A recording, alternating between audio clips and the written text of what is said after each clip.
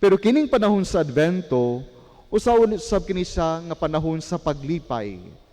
This should be a joy-filled celebration, a preparation. Pero dili kini paglipay sa mga false happiness or mga bakak nga kalipay, kundi ang kinabuhi nga gusto sa Dios nga atong maangkon, kinabuhi nga kauban ng Ginoong Hesus nga mianhi og mobalik pag-usab. Advent is a call to increase lights. Samtang kita magsaulog, padayon nga magsaulog sa Advento, every week magdagkot kita og usa ka kandila. Kung siguro atong imaginon nga ngit-ngit kaayo ang atong palibot and we could only see a light from this candle. Samtang kita magpadayon sa pagsaulog, kini siya pagadagkutan o magtikapawa gayud kini siya. Sama sa mga Magi nga gigiyahan sila sa masinag kaayo nga bituon padulong ngadto kang Hesus, kita usab gihangyo sa atong Dios nga kita makaangbit sa iyang kahayag, sa iyang siga, nga kita usab makagiya sa mga tawo nga naa sa kangit-ngit padulong didto kaniya. It calls us to be like that star that leads others to Jesus. And our prayers is that increase our lights to give light to the people. Makaigsunan ko ni Kristo, samtang kita for 2 years, for more than 2 years, napagyapong kining pandemya. Daghan kaayo ang mga na problema, although ananay improvement, daghan pa kaayo mga na-depress, daghan kaayo ang na problema, daghan kaayo ang mga naglisod, daghan kaayo ang mga tao nga sa ilang pagkita wala nay kahayag nga naghulat kanila. That is why Jesus as the light is the only solution for us not only to see light but to experience the light, the gift of light that God gave to us. Sa tunang pagbasa, ang pagtulunan nga atong makatuna ni ini is a sense of waiting, hope in their hearts. Ato madungog din sa atong unang pagbasa nga si Jeremias, kanunay siyang nanghatag og kadasig, paglaom ngadto sa mga tao. Ang mga Jewish people, they experience injustice and war. Giluto sila, gikastigo sila, gidaog-daog sila sa mga ubang nga katawhan. Naguba ang ilang templo o naisalaag sila. And they were hoping that someday God will send the Messiah. Ngang Diyos magpadala gayo siya og Mesiyas nga mohatag kanila sa kalipay nga ilang gihingyap, sa kalinaw nga ilang gusto sa ilang kinabuhi, ang paglaom nga mao ang atong Ginoong Hesukristo. As we start anew, it is also a time to hope, a new beginning. Sa atong kinabuhi mga kaigsunan ko ni Kristo, usahay siguro mawad ang kitag paglaom tungod sa atong mga na-experiensyahan o mga nasinati sa atong kinabuhi. But as we start a new year, hopefully, ana kini sa atong mga kasing-kasing nga maglaom kita.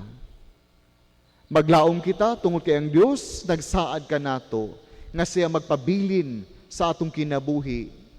Ang Dios nagsaad ka nato nga dili gayud kita niya biyaan. Emmanuel, God is with us.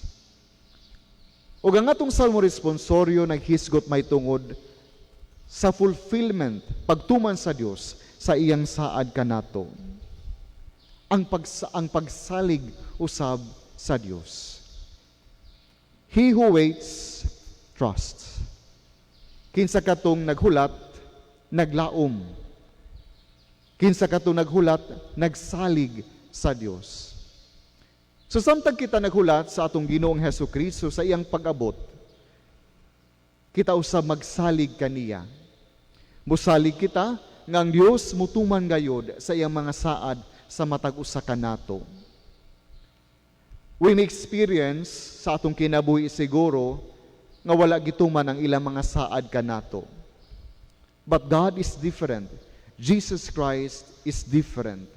God will really fulfill what He said. God will really fulfill what He promised kanatong tanan. Sama sa mga na-eksperyensyahan sa mga Jewish people, they were very happy by the time that God fulfilled His promise. Nalipay gayo sila ug nagmaya sila, nagrayhak sila sa kalipay. Tungod kay ang Dios sa dugay nga panahon sa ilang pagampo ug pagsalig ug paglaom, gibuhat gayo sa Dios ang iyang giingon ngadto sa katawhan. Kanusa man mobalik ang Dios. Unsa mang orasa mobalik ang Dios. Mao kini siya ang pangutana usab sa mga tao sa Tesalonica. Si San Pablo nag-ingon ngadto sa katawhan, moabot ang Dios. Ang katawhan usab kanusa man moabot ang Dios. Pero si San Pablo nagpainumdum sa katawhan, samtang kamo naghulat sa Ginoong Hesukristo, dapat magpuyo kamo sa matarong. Kay anytime moabot ang Dios, dili magsaba, dili magpasabot, walay oras, walay panahon, walay adlaw, basta-basta nga ang Dios moabot dinhi kanato. Salit si San Pablong nagpahinumdom, pag-andam kamo. Puhiin ninyo ang pulong sa Dios, puhiin ninyo ug sundan ninyo ang kabubuton sa Dios. Kaya ang tao nga andam, dili mabalaka sa pag-abot sa atong Ginoong Hesukristo. Mga kaigsuonan ko ni Kristo, samtang kita magpadayon ining atong liturhiya karon, ang Dios nagpahinumdom kanato sa pagpangandam. Ang Dios nagpahinumdom usab kanato sa paghulat. Dako kayong kalahian ni anang naghulat nga dili mangandam. Samtang sa usa ka tawo nga naghulat nga nangandam. Siguro anak kitay mga bisita that we don't expect to come unsa kay atong buhaton. Di ba? Anagan kitay bisita nga wala kita mag-expect nga moabot, murag mag-alang kita sa pagpasulod. Ayo anay sulod kay manilihig pa ko. Ayo anay sulod kay magluto pa ko. Ayo anay pagsulod kay ada pa ko'y mga hipusunon nini ato among balay. Pero kung every time ang imong balay limpyo, anay andam nga snacks, di ba? Dili ka mag-alang sa pagdawat sa imong bisita. It is also the same with our heart. Atong kasing-kasing. Kung ang atong kasing-kasing dili andam, mag-alang kita sa pagpadayon sa atong Dios. Pero kung atong kasing-kasing andam sa kanunay, we could say, Lord, umari ka, ayaw paglangan Ginoo, sama sa atong gikanta ganina sa atong entrance hymn. What kind of preparation are we going to do? Unsa man nga mga preparasyon ang atong dapat nga pagabuhaton? There's nothing wrong with the physical preparation. Anak kita'y Christmas tree, anak kita'y Christmas lights, namalit na kita og mga lutuonon og himuonon nga salad or unsa pa man ang atong mga desserts during Christmas. But what is more important is to prepare ourselves. Ang pag-andam sa atong kaugalingon, ang pag-andam sa atong kinabuhi. That when the time will come, sa pag-abot sa panahon nga moabot ang atong Dios, we could say, Lord, come, be with me, ari ka nako, puyo ka nako, ubani ako sa akong kinabuhi. As we go through this season, kini sa gibahin sa duha ka bahin, 2 parts. Ang atong mga pagbasa, this beginning of Advent, up until December 16. Ato mabantayan nga mga pagbasa, this talks about the second coming.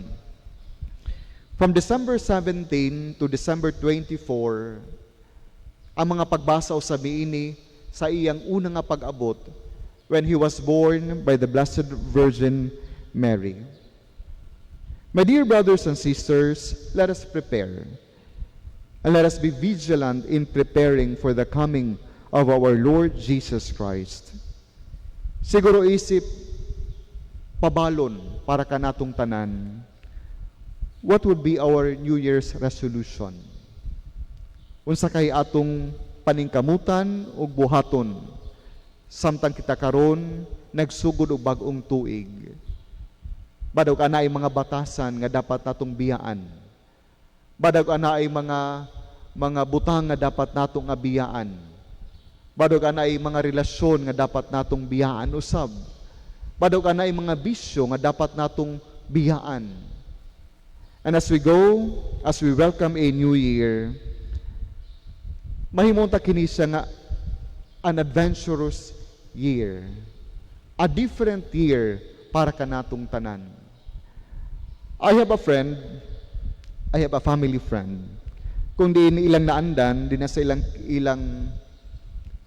pamilya to exchange gift. Mag-andam sila regalo para sa matag usa sa membro sa ilang pamilya. But last year they made a difference. Instead of giving ngadto sa ilang isig ka pamilya sulod balay, the money nga ilang untang ipalit og regalo para iregalo ngadto sa ilang pamilya, ilang kining giipon.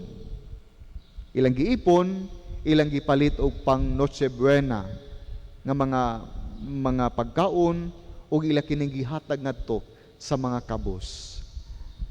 That is why, my dear brothers and sisters, let us make this year, and as we begin a new year, a different year.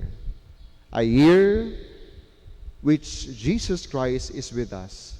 O sa katuig kung di ng Diyos sa naa kanato. We continue in our journey. Padayon kita sa atong pagpanaw. Padayon kita sa atong paglakaton. Padayon usab kita sa pagpangandam sa atong Ginoong Jesus. Amen.